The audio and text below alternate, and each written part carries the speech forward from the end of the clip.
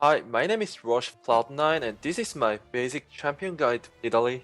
I'm pretty sure Nidalee is the one of the best champion in solo queue among every champion. This champion is really broken. This champion can actually solo carry as jungler. This champion, the strong point is really very flexible at playing game. It means sometimes you can do poke, sometimes you can one-shot enemy carries like assassinate, or you can control enemy junglers so easily because you have really fast clear speed, and because of pounce and passive, you don't have to worry about being caught. So it makes Nidalee really strong in solo queue.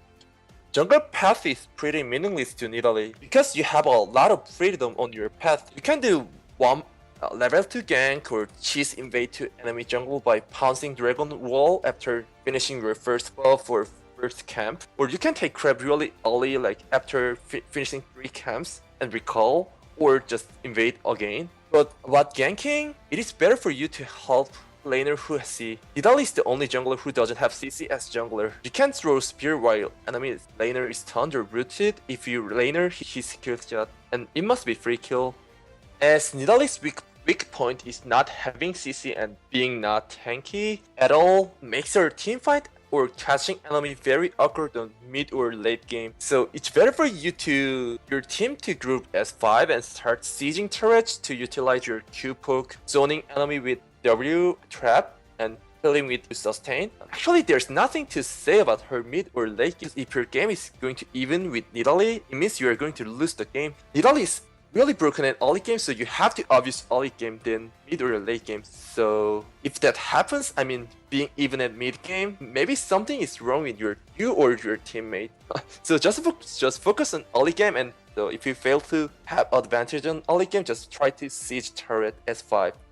Maybe I'm biased, but I think Nidalee is good against every matchup. But if you have same level and item as enemy jungle, you cannot deal against most of champions like Alice, Lee Sin, Kindred, or other champs. It sounds weird, but don't worry. If you play this champion properly, there's no way you have same level and item as enemy jungler, because the champion has fastest jungle clear speed compared to other champions. So you have to practice jungling more than other stuff as Nidalee. Some people told me that they usually get executed as Nidalee on the jungle, mainly because they don't know how Nidalee hunt mark works on jungle camp. It looks like doing only root on jungle camp, I mean bind, but it can also work as stun if you abuse this properly. While jungle camp get marked, they don't lose any pet patience even though you are really far from them. So if you use auto attack after rooting them as ranged type, you can do damage without taking any damage. Most of unexperienced Nidalee players try to pounce right after rooting jungle camp,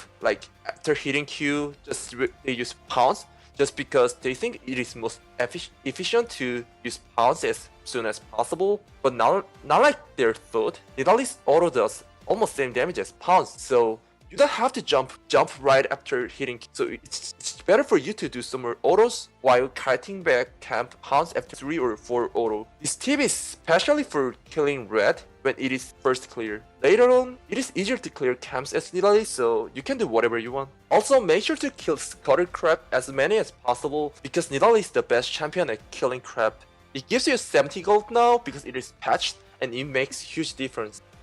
Nidalee has some auto cancel mechanics. Basically, your auto timer gets reset whenever you change your form. So if you change your form right after using one auto as human, you can do the next auto very smoothly. Same as cougar form. If you use W right after you Q, you can do Q's damage without having Q casting time. It looks really cool and it's very useful. In this case, W direction doesn't matter. For example, you can finish your camp while you are pouncing toward next camp. Practicing these tricks make your clear speed faster. It's not hard at all. 3 minutes practice must be enough.